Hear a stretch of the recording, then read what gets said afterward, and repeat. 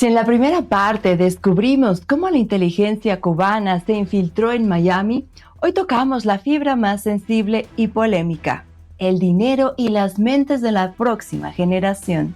Bienvenidos a la segunda parte de esta conversación imprescindible. Continuamos con el politólogo, escritor y director de Patria de Martí, Julio M. Schilling, para responder a la pregunta que muchos evitan: ¿dónde está el límite entre la ayuda familiar y el financiamiento directo a una dictadura? Soy su anfitriona Jen García y esto es Líderes del Mundo Hispano de The Epoch Times en español. Periodismo independiente. Comenzamos.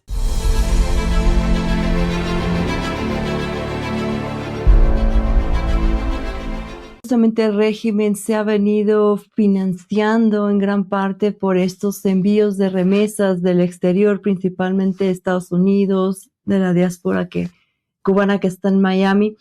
¿En dónde está el límite entre un apoyo familiar y un apoyo tal cual al régimen en términos financieros?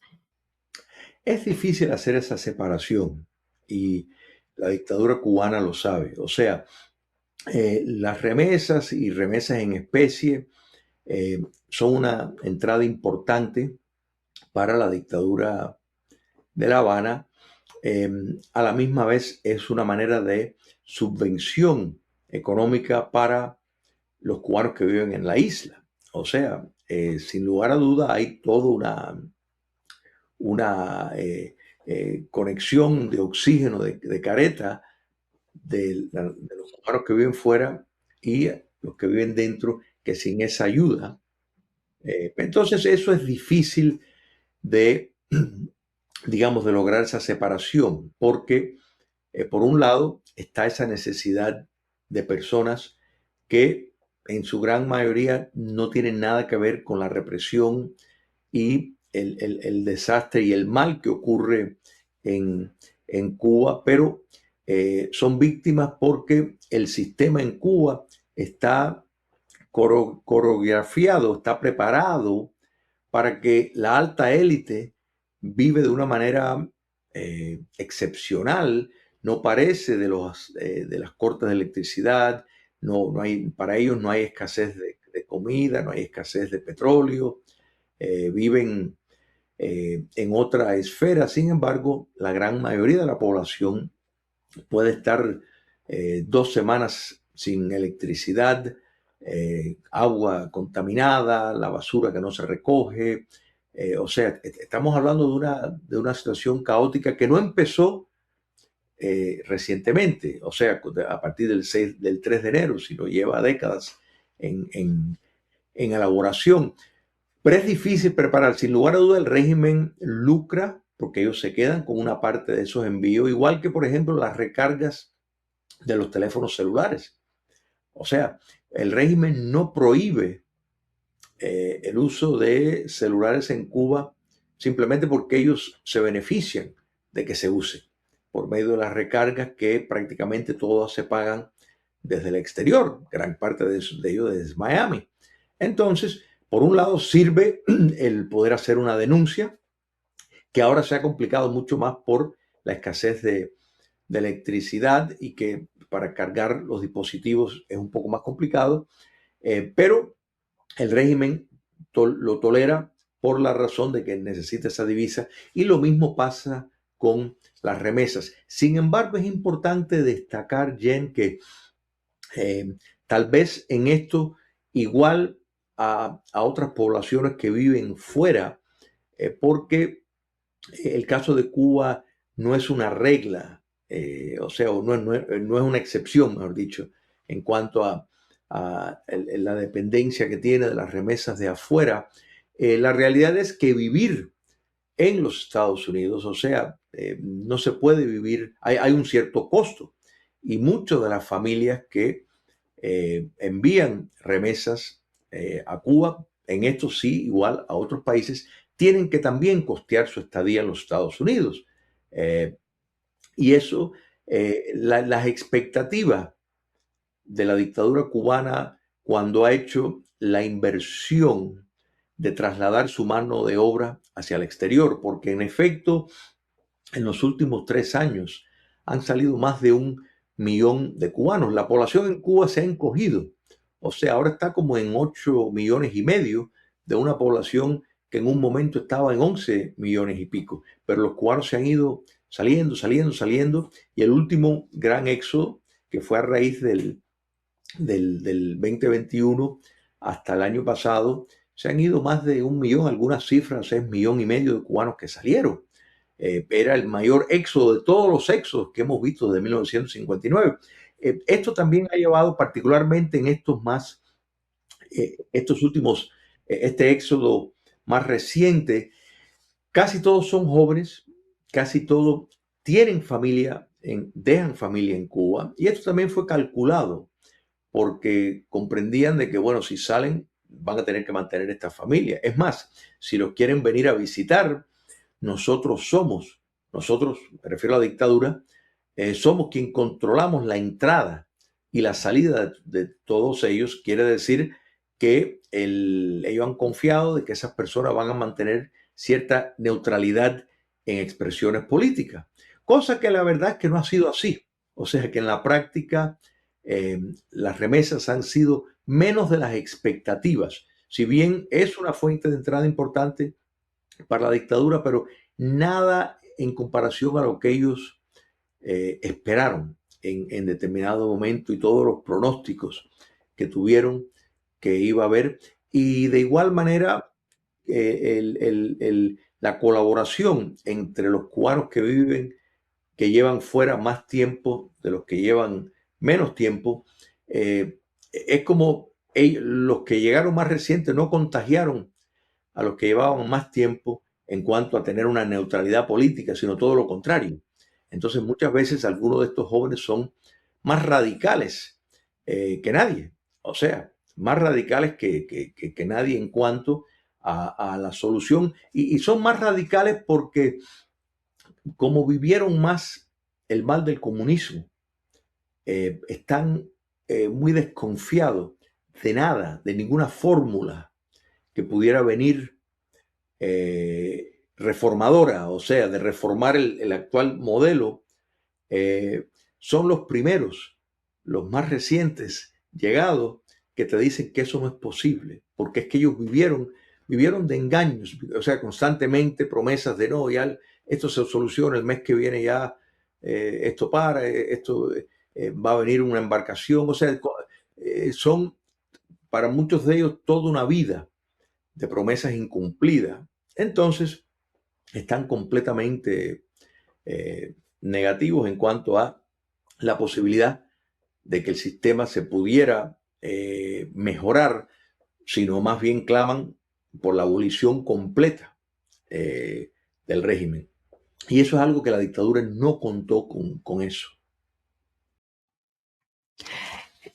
En cuanto a esta polarización que se ha vivido en Estados Unidos entre la izquierda, la derecha, y justamente en relación al documento que presenta el secretario Marco Rubio, ¿cómo han percibido ustedes o toda la diáspora cubana que está haciendo desde hace muchos años esta aclaración de lo que está pasando en Cuba con el régimen castrocomunista, y de pronto encontrar toda esta nueva ideología que se vuelve a posicionar en redes sociales, en universidades, planteando una versión que no corresponde a lo que mucha gente que dejó la isla pues vivió en la realidad? Entonces, ¿cómo se está lidiando con esta ola ideológica, digámoslo así, una batalla ideológica en Miami y pues en varios estados de Estados Unidos?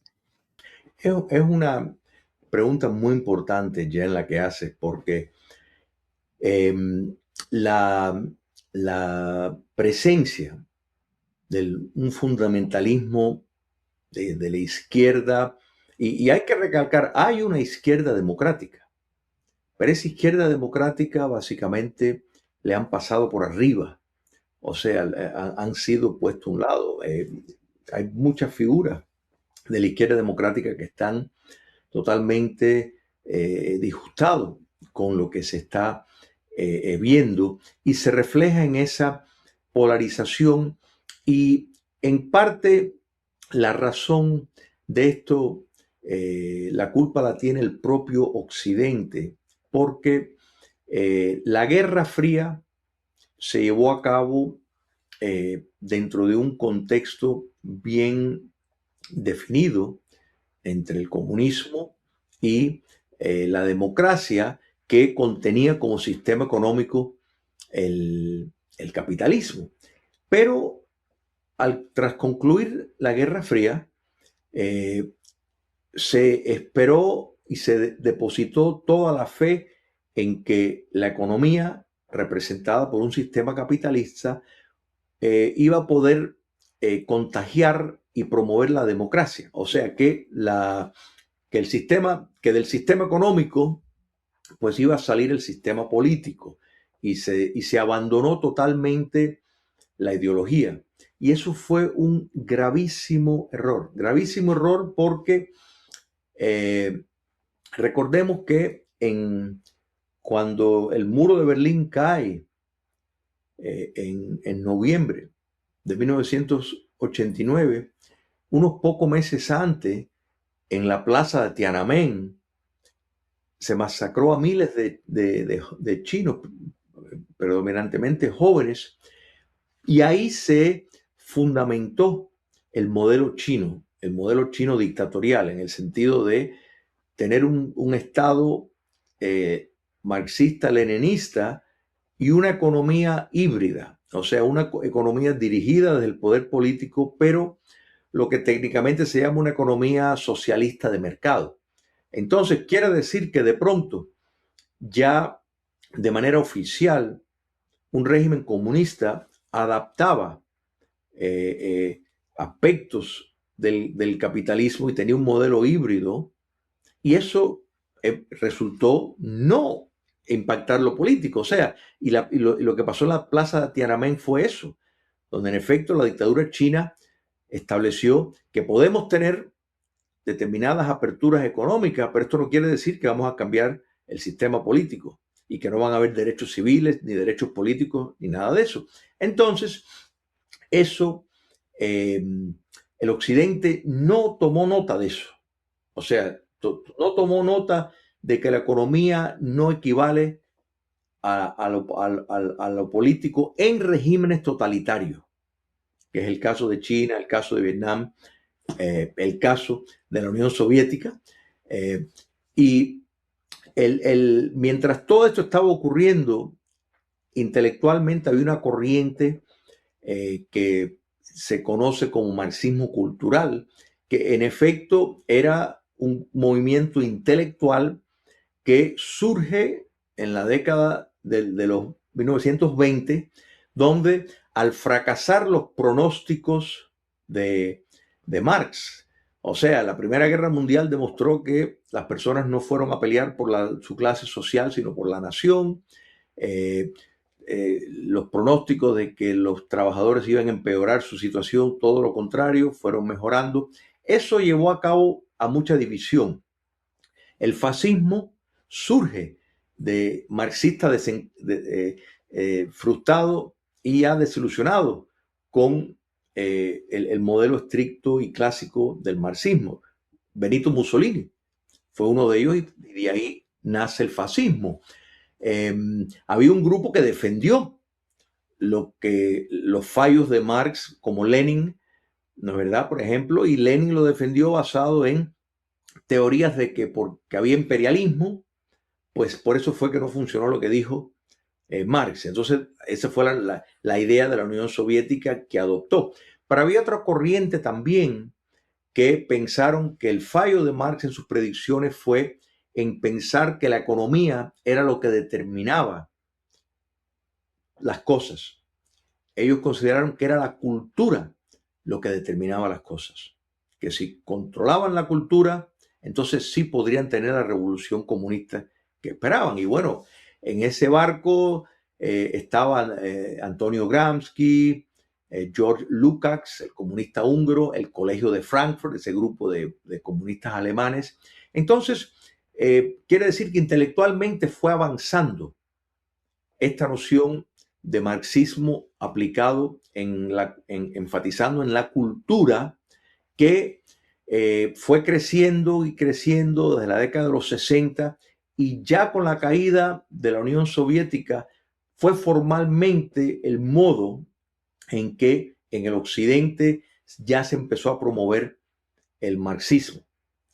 Y ese es el resultado que vemos ahora, ¿no es verdad? Producto de las décadas en universidades, de estar donde se abandonó la educación clásica para enseñar estudios feministas, estudios de chicano, estudios de queer, estudios, o sea, cosas que no producen conocimiento, pero sí entrenan activistas políticos.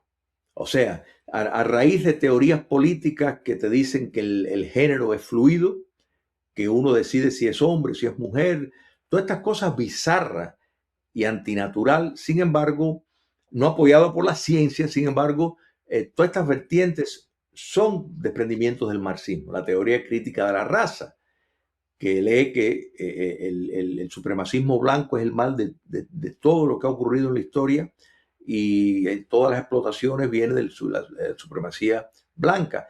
Y así diferentes corrientes que parten de la teoría crítica netamente entendido como el marxismo cultural. Y entonces esto es lo que ha predominado y hoy en día la izquierda ha sido absorbida por el extremismo. Entonces este mundo polarizado que tenemos es en parte el abandono del occidente y de los Estados Unidos de defender los valores occidentales, de defender, de continuar esa lucha ideológica. Y podemos decir también de igual importancia o vinculado todo el distanciamiento de Dios, porque los humanos tienen una necesidad en creer en algo más grande que ellos. Entonces, a medida que el secularismo se fue radicalizando, ese vacío, si no iba a ser la religión, si no iba a ser las instituciones que hicieron el occidente, el cristianismo y los valores judeo-cristianos, si nos íbamos a distanciar de eso, algo tenía que llenar ese vacío, y lo que ha llenado ese vacío son religiones políticas, como el fascismo, como el comunismo, como el ambientalismo radical, que es también un desprendimiento de conceptos marxistas que le dan lectura para una narrativa, para racionalizar ese tipo de conducta. Entonces, hemos visto cómo la guerra contra el occidente ha tenido estos resultados.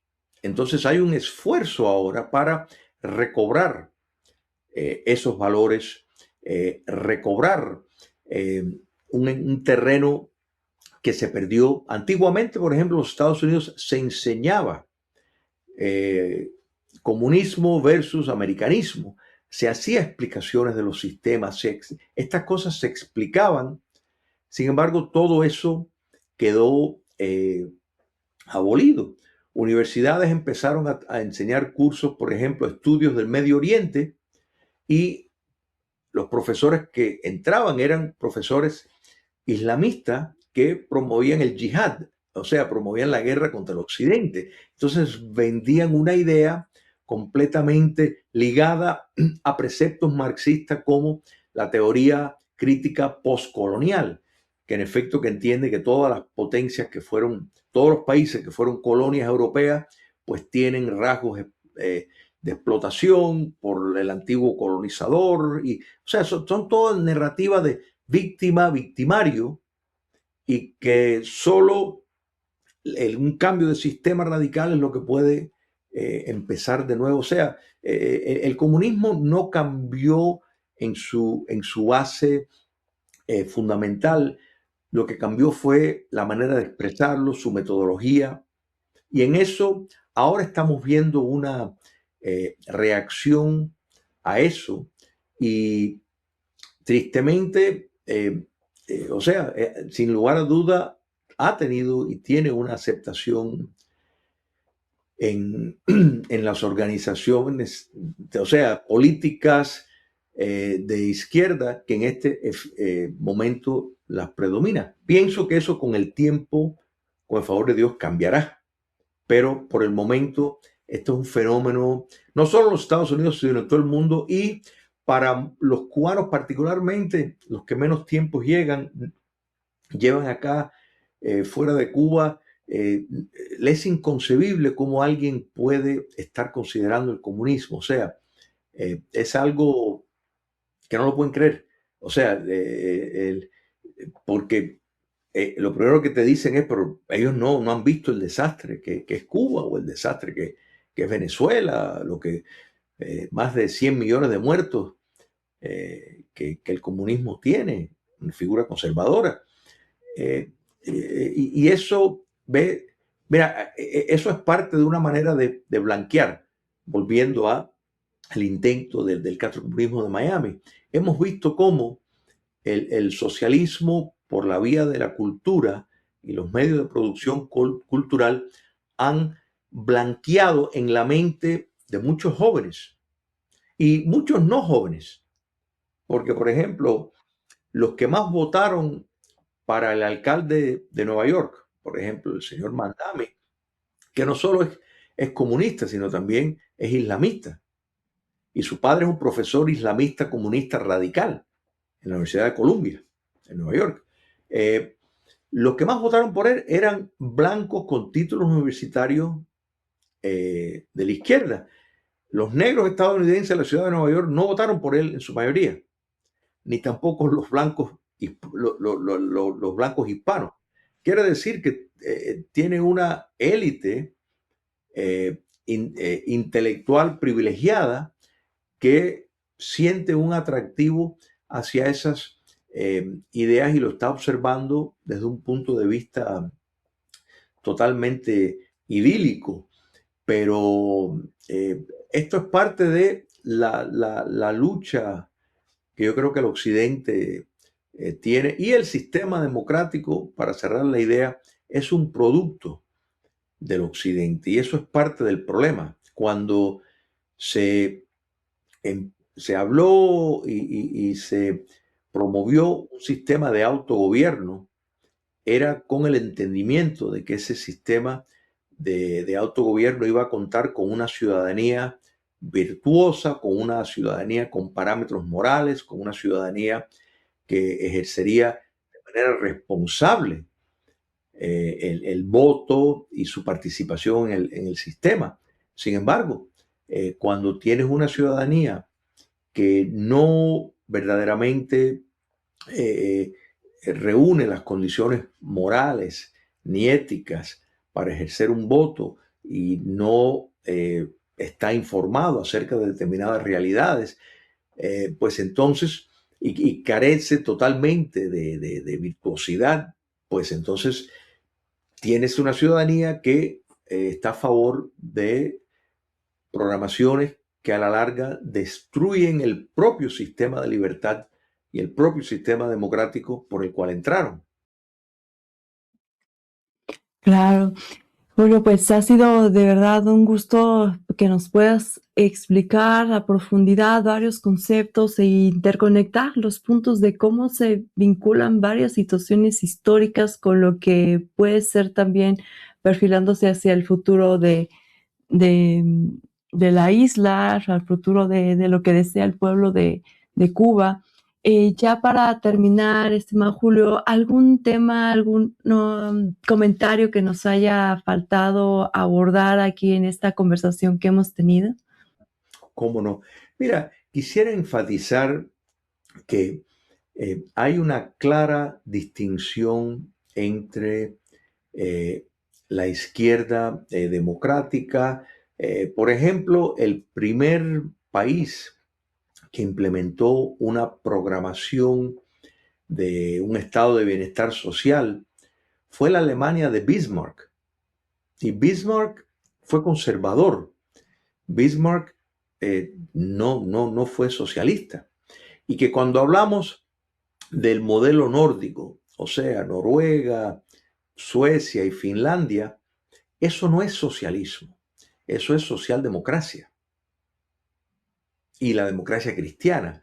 Quiere decir que es muy diferente un sistema donde el Estado tiene un nivel alto de impuestos, pero provee una serie de servicios, pero la economía se mantiene privada y opera netamente dentro de un régimen democrático, a el socialismo que busca abolir el sistema. O sea, la noción de socialismo democrático, eso no existe.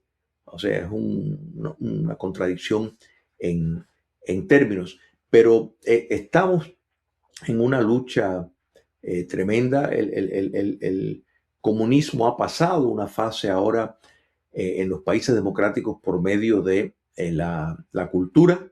En los países donde gobiernan, ahí sí que no, tanto en China como Vietnam, como Irán, como en Cuba, ahí estos mismos preceptos de la izquierda no tienen ningún derecho de absolutamente nada de expresión, pero sí opera en las democracias el socialismo en la cultura. Eso sí es la manera de moverse. Y en cuanto a Cuba, todo indica que los Estados Unidos sigue en curso y sigue entendiendo de que solo un cambio de régimen es posible para lograr el objetivo de tener una paz en el continente libre de la subversión de la extrema izquierda.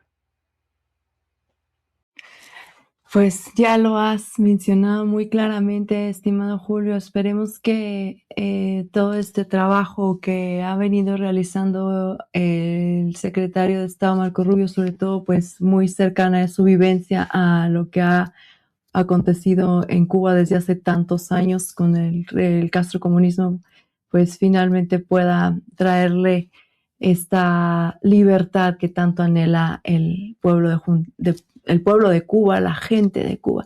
Muchísimas gracias, estimado Julio, por habernos acompañado el día de hoy. Gracias a ti, Jen. Siempre a tu disposición. Julio, qué magistral cierre para este especial de 2 partes. Gracias por tu tiempo, tu rigor histórico y por recordarnos lo que está en juego. Ha sido un honor tenerte con nosotros en el canal. Y a nuestra querida audiencia, un agradecimiento enorme por acompañarnos a lo largo de este especial. Su apoyo compartiendo estos videos es lo que permite que el mensaje llegue a miles de personas que necesitan esta información. Y para cerrar esta entrega, queremos saber su opinión. ¿Creen que el exilio debe reestructurar el envío de recursos para frenar al régimen? ¿O es imposible separar la ayuda familiar de la política? ¿O qué opinan del avance de estas ideas en las universidades? Déjenos sus comentarios abajo, los estaremos leyendo todos. Suscríbanse y activen la campanita. Soy su anfitriona Jen García y esto fue Líderes del Mundo Hispano de The Epoch Times en español. Periodismo independiente. Nos vemos en el próximo análisis geopolítico.